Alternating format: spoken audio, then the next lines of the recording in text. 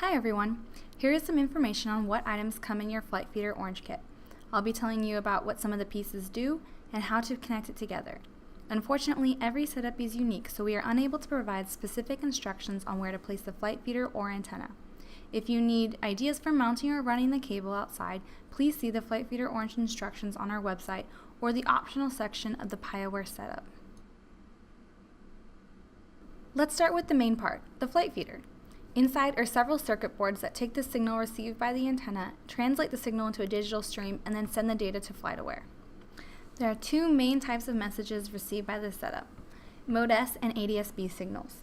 ADS-B messages include most of the information needed to track an aircraft, like location, tail number, direction, and speed. Mode S messages, on the other hand, don't include location. So if your station sends a message to FlightAware about a particular aircraft, FlightAware will look for other stations nearby that also sent a message about that aircraft, and if 4 or more stations send a message to FlightAware, the location of that aircraft can be pinpointed. This is called multilateration, more commonly referred to as MLAT. If FlightAware is able to determine the aircraft's location using MLAT, a message will be sent back to the FlightFeeder and you will be able to view the aircraft on SkyView, which is a web portal to view a map showing the current aircraft the FlightFeeder is receiving messages from. To view SkyView, navigate to the FlightFeeder's IP address in a browser, or a link can be found on the stats page. Communication happens fast, but if an aircraft is being tracked via MLAT, it may take up to a few minutes to display it on SkyView. When setting up the FlightFeeder, you will need to locate an area near power and a network port. Lastly, plan for your setup to be near where the antenna cable will run outside when the antenna is mounted outdoors. Before you do any serious mounting of the antenna, you will want to be sure the equipment functions. To do this, start by connecting the antenna to the cable's N-type connector.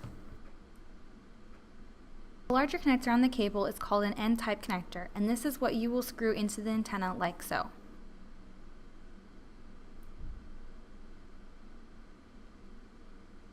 Next up, connect the other end, called an SMA connector, into the FlightFeeder. At this point, you will need to make a decision on whether or not to use the filter. The filter removes unwanted signals and only lets through the 1090 MHz signal the ADS-B receiver is trying to receive from aircraft. Since I'm in the middle of Houston, which is an urban environment, I'll be attaching the filter. If you live in a rural environment, you may choose to leave the filter off. If you aren't sure, try connecting the filter for a few days, then remove it from your setup.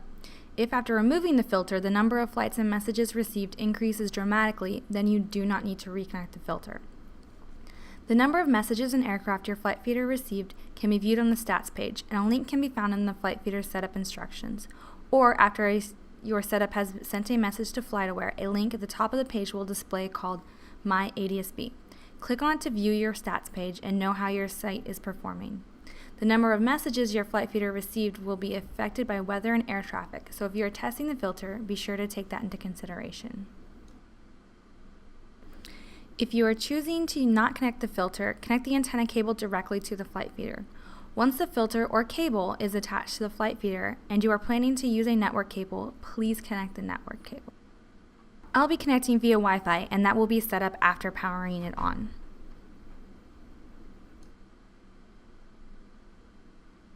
Lastly, connect the FlightFeeder to power. If the power adapter comes with the incorrect connector, swap it out by pressing the button in the middle and removing it. Then slide the correct connector on until you hear a click.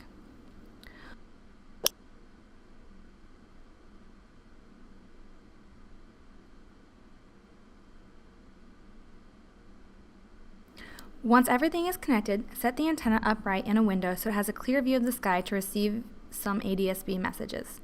After it starts up, the statuses will read the following. Radio will turn green when a signal is received from an aircraft. MLAT will turn yellow once you've set your location on the stats page, and green when there is synchronization with nearby feeder sites. Network will turn green when the FlightFeeder is connected to the local network. Gateway will turn green when the FlightFeeder is connected to the internet. FlightAware will turn green when the FlightFeeder has sent a message to FlightAware and received one back. Wait approximately 5 minutes and check your ADS-B stats page, which will be the link at the top of the FlightAware webpage when you log in, called My ADS-B.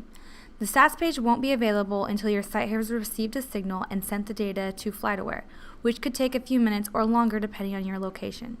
To check sooner, look up the IP address in your router's admin page and type that into a browser to see status information.